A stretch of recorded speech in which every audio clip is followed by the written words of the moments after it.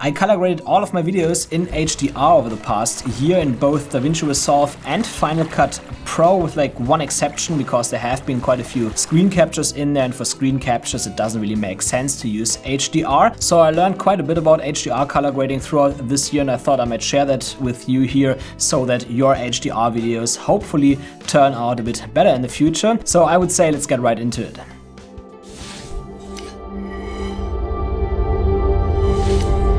At first, before we get started, if you haven't done yet, watch my HDR color grading tutorial. I will link that here in the corner, and if you don't see it there on certain devices, it's also linked in the description below, because in order to understand what I'm talking about, you should know the very basics of HDR color grading, and this is what I explained to you there. And also recently, about 2 or 3 months ago, there has been a little bug or so in YouTube. Like, I uploaded 4 videos, I guess it was, in HDR, but they to this day don't show up in HDR. That's quite weird, but I also noticed recently with my newer uploads that they seem to process much quicker for HDR. So my guess is that YouTube had an update there which caused some issues for some time, but now it seems to work a bit better. So let me know in the comments below how it is for you when you upload HDR videos, if the processing also is a bit quicker now than before, because I feel like it's always much faster than the usual 24 to 48 hours what it took before. Okay, so much about that. Let's come to the first point, which is that you should use the additional brightness that you have available in HDR intentionally and not just because you can. And I don't necessarily mean your midtones with that. Your midtones should stay below 203 nits in HDR PQ. But what I mean is that you should at first be aware of when your highlights might be too bright. A good example is actually this room here. Like you see, I have those 3 lamps here, and straight out of camera, I can show you that here they are actually almost at 1000 nits, which I feel like is way too bright. Like, you can see that now if you would watch this clip now for an extended period of time. That's usually the case for my talking head shots. It would become a bit distracting, right? And that's why for the studio shot here, I always bring those lamps down to around 400 to 500 nits, because otherwise I think it would just be way too distracting for the viewer. And in fact, I never actually had a comment complaining about those bright lamps in the background.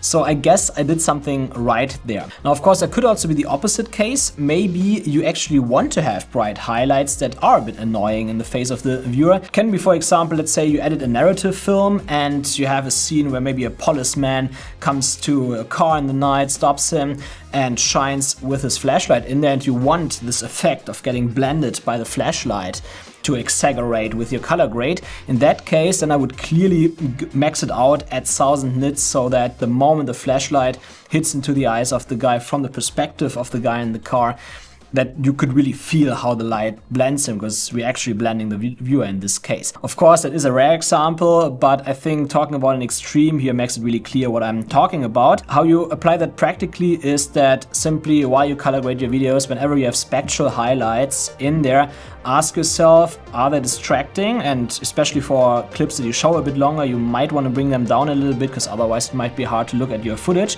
And if they are distracting, simply ask yourself, hey, is that good or bad? Because in some shots you might actually want that, in some shots actually not. Like, it could, for example, also be if you have the sun in your shot that you want it to have a bit hot and very bright feeling in there. So in that case, it could also be fine to use the sun at around 1000 nits. So use the additional brightness that HDR gives you intentionally. Ultimately, it's just a tool that we have available in color grading, and to do it professionally, you want to use it with purpose. And next up is handling SDR elements such as graphics, photos, or screen captures, for example. That's a situation I have quite often, but also titles, which can be a bit problematic. And what you want to do with that, if you are on an HDR timeline, is that you convert that to HDR with a maximum brightness of 203 nits essentially. In Final Cut, that's pretty easy because you have this color conform effect where you essentially just select SDR to HDR PQ and it handles that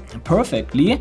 In DaVinci Resolve, I found that a bit cumbersome because, like, in theory you would think that the color space transforms would handle that perfectly. Like, you also have some brightness adjustments there.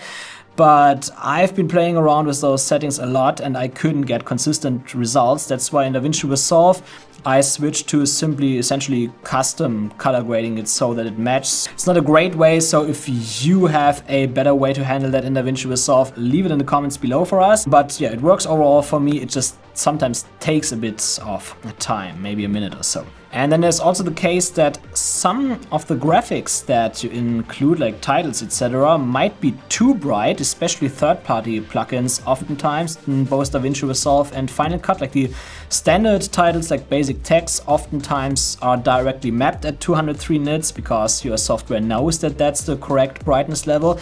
But in some others, it might actually sit at 1000 nits, and obviously you don't want that. So in that case, you should also bring the brightness down to 203 nits of that title. In Final Cut, that's super easy. You just use the color conform again and it works instantly.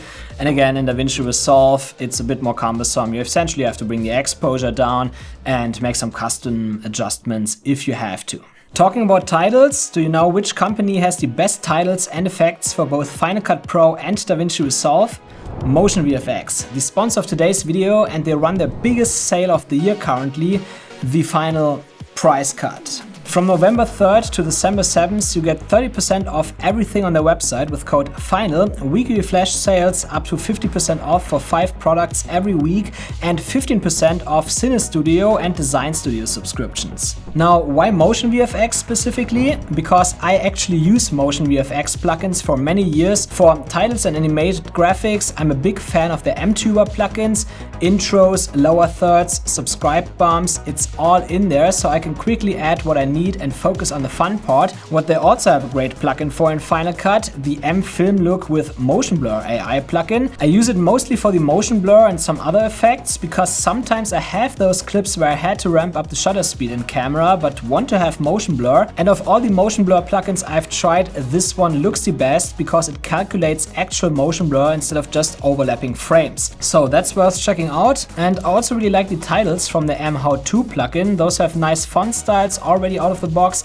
and are especially great for tutorials. But if you just want to try their plugins first, they also have the plugin M Cam Rig for free, which gives you smooth push-ins like right now, that I use quite often if I want to emphasize something. And the best thing is that all of that and more is available for Final Cut Pro, DaVinci Resolve and Premiere Pro. So no matter the editor, Motion VFX makes your videos better, faster and easier to edit. I've been using Motion VFX for many years, even before they sponsored my videos, and can't recommend them enough, especially because even the plugins that I bought well over 5 years ago still work without any issues. So check out Motion VFX. It's the best time to invest in their plugins right now. You will find a link in the description below. Next up is a tricky one, which is using film looks and LUTs in HDR videos, but I figured it out. Now the problem is that most LUTs and also most color grading plugins are made for SDR. So most LUTs, when you try to use them on HDR footage, will give really bad results. And the same goes for color grading plugins that only work with SDR. The way how I handle that is that essentially when it comes to film looks, there are 2 plugins available only for Resolve that work, and that is Look Designer, which is what I use, and Dehancer. And you can set those plugins to work with an input of DaVinci Wide Gamut and an output of DaVinci Wide Gamut. And so obviously if you set your color management in Resolve to DaVinci Wide Gamut and output as HDR like Rec 2020, ST 2048 or whatever it is, 1000 nits brightness, then those plugins work for HDR perfectly without any issues. So this is how I simply do it in DaVinci Resolve, just using Look Designer there, and I directly have my HDR film looks essentially. And I think it works quite well to combine film looks with HDR footage, because one aspect of film that we like so much is the extended dynamic range. But of course in HDR it works a bit differently, because it's not that it's essentially squeezes the dynamic range and the highlights together and compresses that into an SDR image, but we actually have this brightness available.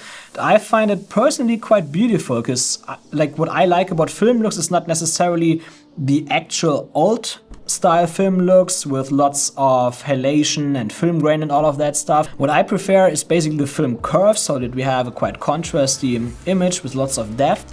And this combined with HDR gives it kind of the best of both worlds. Like we get this nice modern HDR look, but also the beauty of film, and this is what I'm going for all the time. And so to be able to use a film look in HDR in Final Cut Pro, I simply exported LUTs out of DaVinci Resolve, like both, I think, DNs, I'm not sure, but I think it has a LUT export functionality, and Look Designer has that as well. So if you want to use those plugins, you can export straight out of them. And in DaVinci Resolve, you will have to set your timeline not to DaVinci wide gamut in color management, but instead you have to set it to Rec 2020, ST 2048 or whatever it was, so that the LUT is exported for HDR PQ and not for DaVinci wide gamut, because otherwise it might also give you issues in Final Cut Pro. And yeah, then you can simply export your HDR color grades as LUTs into Final Cut Pro, and these LUTs will also work there for HDR color grading. But don't try to use any SDR LUTs, which is 99% of all LUTs out there, because again, if you use them on HDR footage, you will get problems with the highlights, and that can look pretty ugly and be frustrating because you end up trying to fix issues that you essentially can't fix because they're kind of embedded into that color space conversion that doesn't actually happen. So you always want to ensure that you work with proper HDR LUTs. But if you don't want to have to do all that, or you don't even have Resolve, you can also just use my Depthscape LUTs if you like the colors of my videos, because there is actually an HDR and a Resolve color management version. So in Resolve, you just use the RCM version there, because it also works with HDR in Resolve color management. And for Final Cut Pro, you simply use the HDR version and it will give you great results. And next up is also related to SDR, which is that when you color grade in HDR, your final SDR version on YouTube, like what it shows two screens that are not HDR, will never look exactly as your HDR version. But what I've discovered over time is that it's really about the nuances to get a still decent looking image in SDR. So for example, I recently switched to the Panasonic S5 Mark II here in my main camera angle, and when I published the first video that I shot on this camera and looked at it later on an SDR monitor, I thought like, wait, that looks way too bright, but the HDR version looked perfect. So what happened there was that I had to create a new preset for this camera, and you see here the bright side of my face, which has a relatively strong reflection from the light here, from my key light. And I mapped it a little bit higher than usual, because like having a strong reflection can sometimes be 203 nits or higher, even on skin, but it's more the case outside when you have really strong sun. So I color graded it a little bit too bright, which looked perfectly fine in HDR, but in SDR, in the SDR version, it turned out too bright. And so in the video after that, I adjusted the preset with the curves tool to just bring out the midtones and the brighter shadows a bit more, which gives it a tiny bit darker look also in HDR now, but it still looks good in HDR. And in SDR, it also looks totally normal now, as you would expect it. And so essentially what that means is that when you color grade HDR to ensure that it also looks good in SDR, you really have to look for those nuances, which, to be honest, I found it only really be a problem in my studio here with controlled lighting for whatever reason, maybe because it's more noticeable. But for all the footage that I had outside, I never had the impression that it was an issue. So it's not a big one, but in some of those shots, you have to be aware of that. And when it comes to the SDR version, I also have another finding, because essentially what tells your monitor how to map it to SDR is the HDR 10 and 10 plus metadata. And of course, I want it to be perfectly safe, so even when I color grade in Final Cut, I always export my file as ProRes, import it to DaVinci Resolve, analyze it for HDR 10 plus metadata as I described in my initial HDR tutorial, and then I export that as my final HEVC file and upload that to YouTube to get my HDR there. But one time I forgot to do that and uploaded straight to YouTube, and I noticed that the SDR version looked perfectly fine despite not having any HDR 10 plus metadata. So I ran a quick test where I uploaded a video 2 times intentionally, one time with HDR 10 plus metadata embedded and one time without, and it looked identical. So my guess is that even if you don't have HDR 10 plus metadata embedded in your file from DaVinci Resolve, YouTube probably runs the exact same detection that DaVinci Resolve does to generate the HDR 10 plus metadata, so you can get away with it. So that's great. That definitely makes it a bit easier when it comes to DaVinci Resolve. But let's come to the last point now, which is actually about DaVinci Resolve, and that is that when you open old projects now, especially in DaVinci Resolve in the newer version, I think it's 20 something, then you do see DaVinci Wide Gamut Legacy there in the Resolve color management, and you might have the question what that is, and this is actually HDR related. What it essentially means is that the legacy version, as the name says, handles HDR HLG a bit differently, like the conversion to PQ, than the newer format, which is just called DaVinci Wide Gamut without the legacy, because what the new one does is it applies the BT2408 standard, and this standard means that 75% HLG has to be perfectly mapped to 203 nits. So essentially this is what it does. So what it means for you as a takeaway is that just leave all your old color graded projects exactly as they are. Don't change to the new DaVinci Wide Gamut, because otherwise your colors might change there slightly, at least if you have some HLG PQ conversions in there. But for all your newer projects, you should set it up to the new normal DaVinci Wide Gamut, because then the conversions from HLG clips, for example from your phone, etc., will be a bit more accurate or consistent when you convert them to PQ color space. Sounds complicated, I know, but ultimately it's quite easy. Just leave it legacy for all projects and keep it to the new standard for new projects. That's all you have to know, really.